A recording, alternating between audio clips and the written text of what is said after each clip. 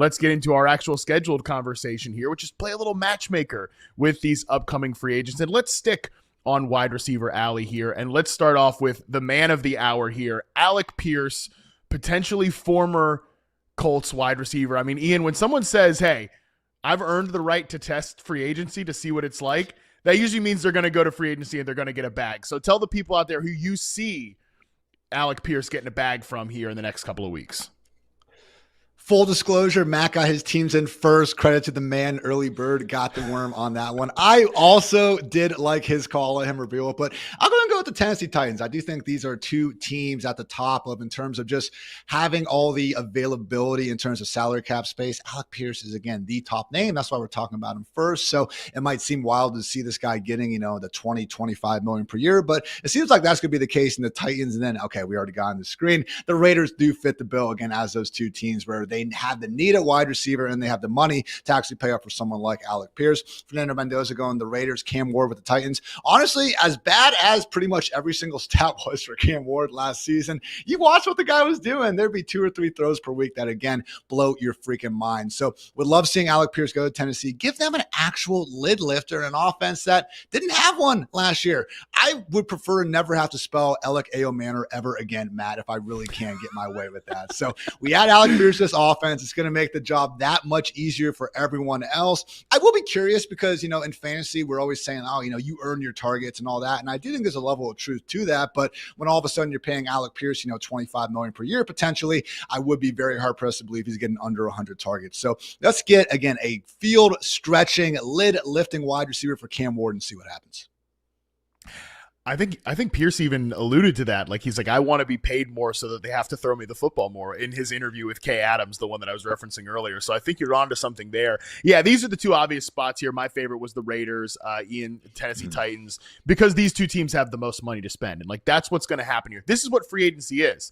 I mean, it was like Kenny Golladay, and I hate to say that about Alec Pierce, a player I really, really like. I like Alec Pierce, but remember, Kenny Golladay hits the open market. They're both like kind of similar players, big, physical, fast field stretchers. Obviously, Golladay had that weird hip injury or whatever, but he hit the open market and he became like a massively overpaid wide receiver. Pierce is probably going to get overpaid by one of these two teams for what he's shown to be so far, but that's the way free agency goes. That's why, again, I wanted to try to be realistic here, but I think the key, Ian, is that these two teams have the type of, one of them doesn't have them yet, but they will have them soon with the Raiders and Fernando Mendoza. But they're two quarterbacks, I think, that can get the most out of Pierce in kind of different ways. For Cam Ward, like, he'll throw that thing up there. He is a very aggressive quarterback. The reason I kind of went with Raiders over Titans is that, one, I like Fernando Mendoza's ball placement along the boundary a little bit better than I like Cam Ward. And I also think that Kubiak, as opposed to what I imagine Brian Daboll's offense is going to look like, will be a little bit more condensed, keep Alec Pierce closer to the offensive line, as we saw with some of the receivers in Seattle, give him more space to operate. I think that will make some of those deeper throws a little bit higher percentage, as we saw for Pierce last year in Indianapolis. Oh, yeah. And just on the Mendoza point, I mean, I do believe his superpower is that back shoulder throw. And I mean, it just seemed like a long handoff at a certain point between him and Charlie Becker, down the stretch of those games last year. So, again, already used to throw into a wide field stretch. So let's go ahead and get him Alec Pierce. I do like the Raiders call. Yeah, just keep him going. He's already used to it. Let's keep it going. Let's actually go to Wandale Robinson next, because, spoiler alert, he was the guy that I had set going to the Tennessee Titans here. Unfortunately, look, it's former coach connection. This is the way it goes. Wandale Robinson has played with Brian Daboll before. There's already some reports from Jonathan Jones of CBS that the Titans, quote, have their eyes on Wandale Robinson. I think there's a little sameness, Ian, between how I'd like to use Wandale and how I'd like to use Chimere DK as guys from the slot, but also give them some big over routes. That's really how the Giants got more out of Wandale last year, is some of those deeper post routes, how he went from a fake receiver to more of an actual wide receiver in 2025. So that's why I kind of sent him to Tennessee, and they just need bodies at wide receiver, period. You have a different fit here for Mr. Wandale Robinson. Where are you sending him? Odds on favorite. I think you nailed it again, reuniting with Dable. But part of this, Matt, like the teams I'm picking, I'm trying to also keep in mind, like I don't want to mess up some of the fantasy players I like on the squad. So I want Tamari DK to continue to get a chance to maybe repeat as the NFL's all-purpose yardage leader. What a rookie season that was. Kick return leagues, my God. But give me the Carolina Panthers here, okay? We're getting a wide receiver who's actually shorter than Bryce Young. Get some confidence going there. But just, I think he actually fits in this offense pretty well, okay? We got T-Mac on one side. We got Jalen Coker on the other one. I'm done with Xavier Legette. Okay. Maybe I'll be wrong on that, but I'm not expecting him to, really be factoring in their future plans all that much. And I just think Wan'Dale gives them kind of that reliable underneath target where, yeah, we can go ahead and move the change and do a few things. Look, hand up. I don't think Wandale Robinson is like a particularly special player, but can he be, good A+ level slot receiver for next handful of years? Sure. I think that's fine. So again, I think being the clear wide receiver 3 in this offense makes sense. Yes, he did earn 140 targets over these past 2 seasons, and he deserves credit for that. But, man, just damning targets in 2024. I know you saw those as well. And then obviously have Malik Neighbors out of the picture for the bulk of 2025. So rock solid slot receiver for Carolina Panthers offense. I think needs a little bit more reliability in their down-and-down passing game.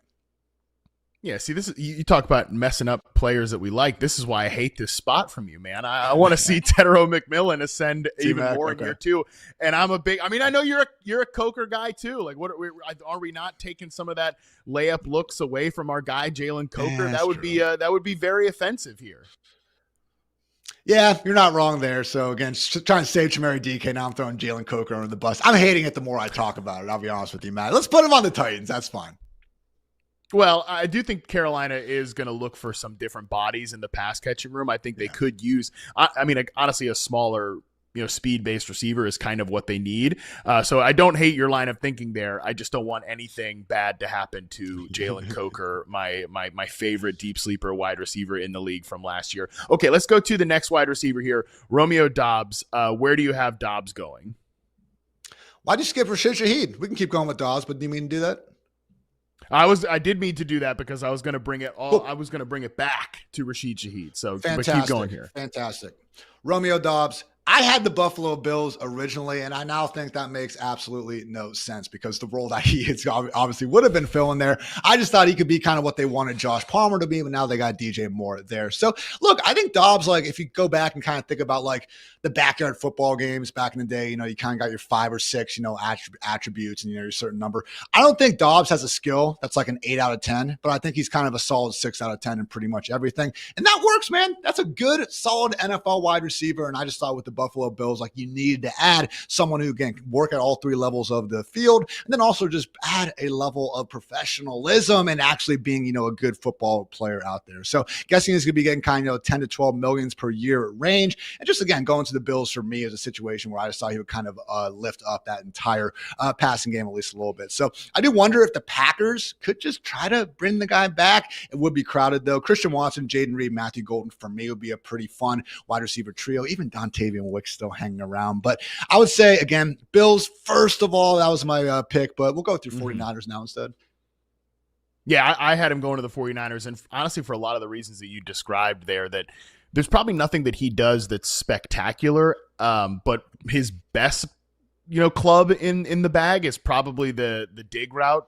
He's a little bit of a dig route merchant, to be honest with you. And like, that is a key thing in the 49ers offense. They want to hit those plays over the middle of the field. It's one of the routes that Brock Purdy throws really well. They quietly need a lot of wide receiver help, man. The San Francisco 49ers kind of quietly need a lot of skill position player help because George Kittle's coming back from an Achilles injury. I know Ian, he allegedly has the good kind of Achilles injury, but still, he's freaking 33 years old and he tore his Achilles, man. I mean, I don't know about that. So I think one thing that also would help with Doubs as well, I don't know where you are on the Ricky Pearsall truther spectrum. I'm on the very far end of being a Ricky Pearsall truther, but I think part of what would help Pearsall is if they can get a guy like Doubs to play on ball, be that kind of X receiver, it would allow Pearsall to move around the field a little bit more. So that's one of the reasons I love the 49ers landing spot for him. Knows the offensive language, comes from a similar system, can do some of the things they want from an X receiver, but also would allow them to maximize their third year now wide receiver in Ricky Pearsall. So I haven't been quite on that train with you from day one with Pearsall, but I'll say this, man, we do have our way too early ranks for you sickos over at fantasylife.com. And all of my other brethrens over there have him ranked as like the wide receiver 40 he's being drafted as. Not me, not here. Top 24 wide receiver right now, Ricky Pearsall. So obviously that could change if we get some more target competition. But dude, the route running is ridiculous. And it really did look like this dude was, ready to just go absolutely nuclear in the first 3 or 4 weeks of last year before those pesky injury gods crept up again. So my one complaint with Ricky is, for as smooth as this dude is as a route runner, like, can we break a tackle every now and again? So like, he doesn't give us anything after the catch, but just isn't it funny? He's a crazy athlete too. Like if you look at his athletic measurables and you never see him like break a tackle. So he's not the only guy that's like that. We do kind of get that phenomenon going on at wide receiver sometimes. But hey, Brock Purdy, Kyle Shanahan, we know they're going to produce an efficient passing attack. He does, just his level of chemistry with Purdy too seemed like it was on another level, just constantly making catches where he's not even like, getting targeted before he even, makes his break and everything. So I'm with you on Ricky Bullets, doing his thing. And, adding Doubs wouldn't be the worst thing ever to that idea. So I still think he could, take over. I have a different wide receiver though going to the Niners here in a little bit. Okay, we will get to that. My guess is that your friends over at Fantasy Life are, Dwayne McFarland is always well, number one, cowards. Dwayne's always like, well, his targets per route run. He's not getting the targets per route, whatever. Yeah, I'm sure that's his thing with Ricky Pearsall. Dwayne, give me a break, bro. And it's like, oh well, he never out targeted Jauan Jennings. It's hard to tell, man. He was barely healthy last year. But let's talk about Jauan Jennings. He's our next one up here. Where are you sending the I would guess former 49ers wide receiver here in a couple of weeks?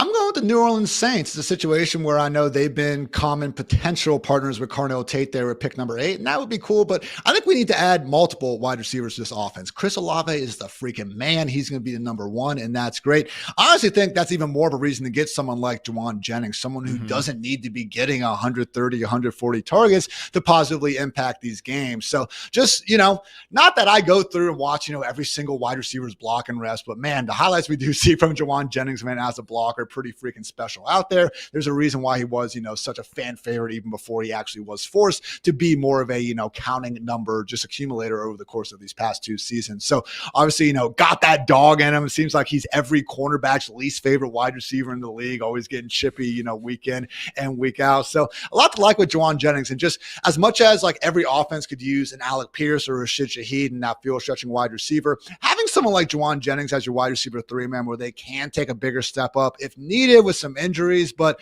more often than not can just be, again, doing all those little things right, the gritty things that maybe some other guys aren't willing or even able of doing. I do think he helps out there a lot. So give me him to the New Orleans Saints, another weapon for Tyler Shuck. And again, in a situation where he doesn't need to be leaned on as a true number 1. I like this fit a lot from you, actually, because I think it's kind of the player that the Saints have been trying to acquire. I talked about this at Combine Week with Nate, I believe, where they were the team that the Lions jumped for Isaac Tesla last year.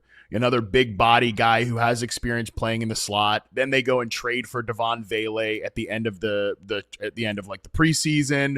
Then they trade for Jalen Polk before the start of the season, who obviously didn't play last year, but he's kind of a guy who was that big slot flanker type receiver. That's who Jauan Jennings is at his best. I think at times he's had to play as that X receiver for the 49ers when they've had injuries. That to me is not really the best use for him. I think more of, like you said, move him around, use the size, use the physicality, especially in the ground game. I kind of think that's a really nice element that the Saints wide receiver core could use. So I like this fit by you.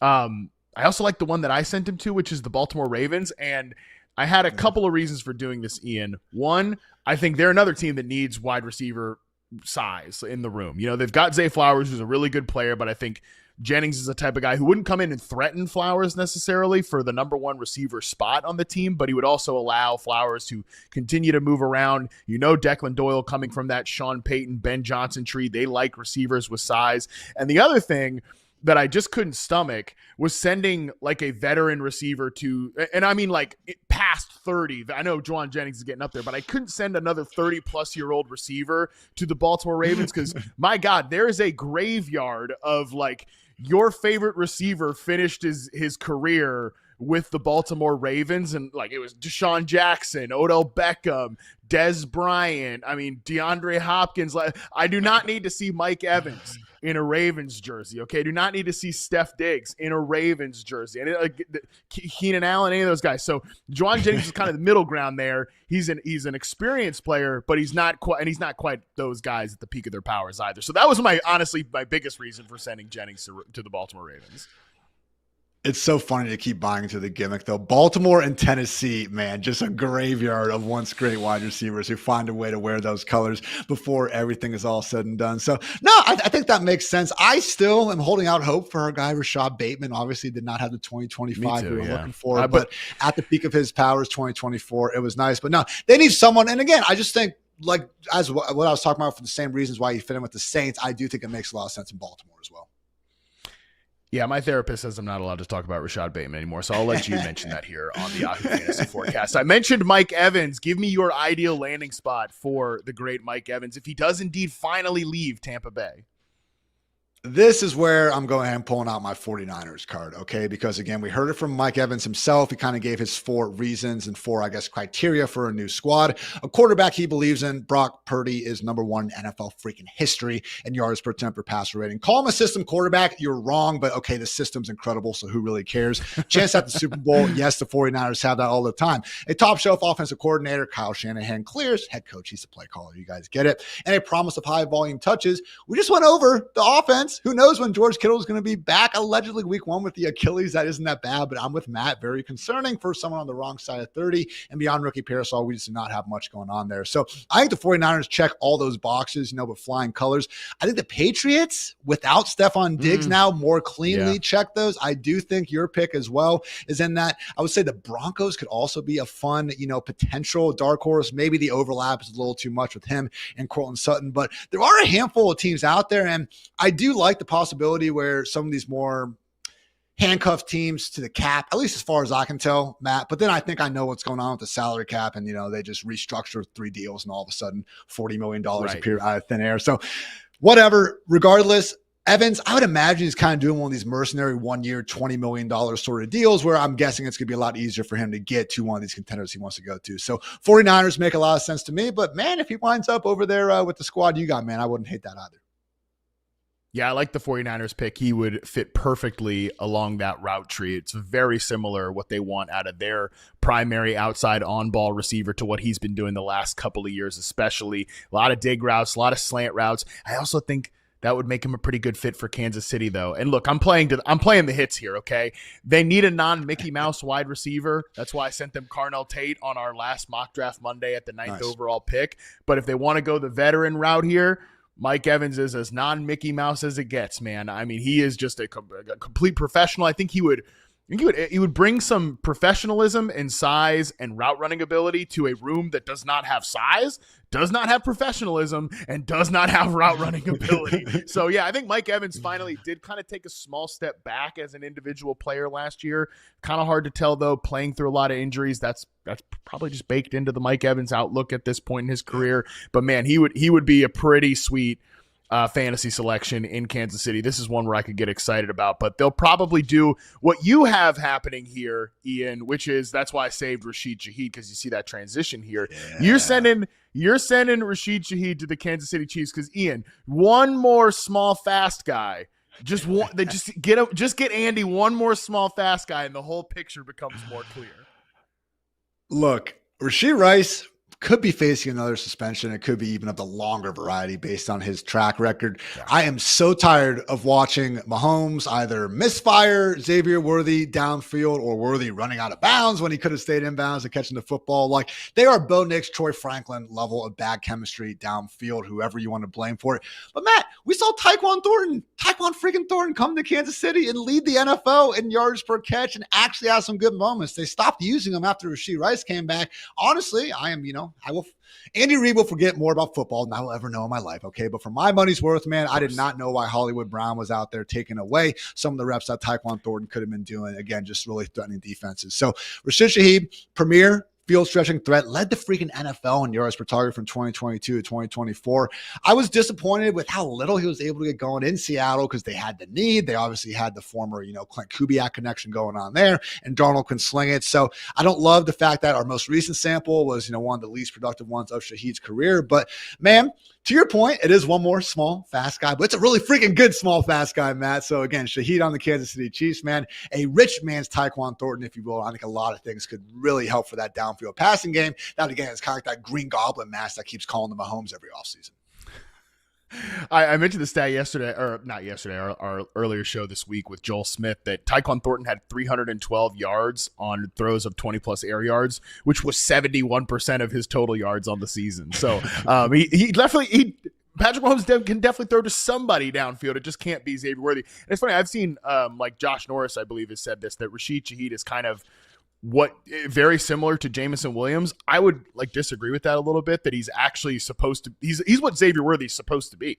And this is just the real version of that. So as much as it's not exactly what I want to see the Kansas City Chiefs add at wide receiver, I want to see him get like a big on-ball receiver who can consistently win as a route runner. Shaheed, though, he's a better route runner, better separator than Xavier Worthy, and I think he has done some on-ball stuff there. So I do like the fit here, even if, again, it's like it's not exactly what I want to see the Chiefs get, but nevertheless, I think it's a good one by you. I had him going to the Buffalo Bills. It could still happen, but my guess is it's probably not going to happen post DJ Moore trade, so we can kind of just move on from that one. He's a little bit of a difficult guy for me to find a fit for, because I honestly, Ian, think that he was used better in Kellen Moore's offense than Clint Kubiak's offense in the late point. If he had just stayed in New Orleans all last year, he probably comes into free agency with better production, to be quite honest, and there's maybe more excitement about him. So I think it kind of takes more of a spread offense that uses a lot of motion at the snap, which I do think Joe Brady leans into a lot of those concepts, but now that they've acquired DJ Moore, I'm guessing they don't pay what it takes for Rashid Shaheed. Real quick before we toss to break, Ian, just want to throw you a grab bag of veteran wide receivers that maybe have some gas still left in the tank. Stephon Diggs, we've alluded to it a couple times during the show. He was released by the New England Patriots. He's probably the guy of this bunch that's coming off the most productive season. Tyreek Hill, Deebo Samuel, Christian Kirk, Keenan Allen. Any of these guys light your fire? Any landing spot you think sticks out for one of these 5 players here? Tyreek would be the guy, but I hate the Tom Pelissero tweets where he's saying when or if Tyreek is going to be able to play this year, man. That knee injury is just all kinds of rough. And now they're talking about that perennial nerve, like the Jalen Smith injury, where you just kind of need to wear on it to fire. So I don't know if Tyreek's even going to be back this year, but he would be the guy.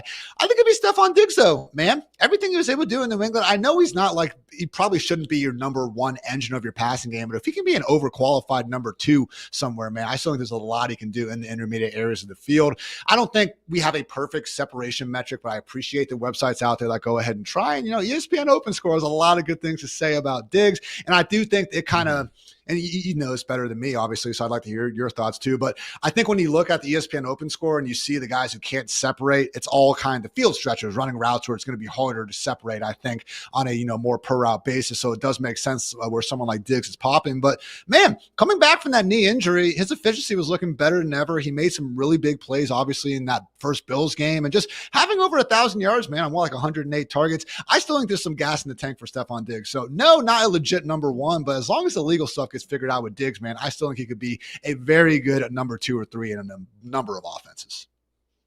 Yeah, the legal stuff obviously is the biggest hurdle for him to clear, and I think that probably had something to do with why he's no longer on the New England Patriots roster. But I'm with you. I thought he played well last year. He kind of actually took a little bit to get going, really had a great kind of early to middle part of the season, and then sort of kind of faded as the year went on. But how much of that was just the offense being dysfunctional? How much of that was him? I still think he can play. I think he would be a reliable target for a veteran quarterback. He actually would kind of make sense with the Chiefs, I think, too. Give them a little bit of a layup player. We know they've never been shy of taking chances on some interesting personalities. So, yeah, he's clearly, to me, of the 5 guys here, got the most gas left in the tank.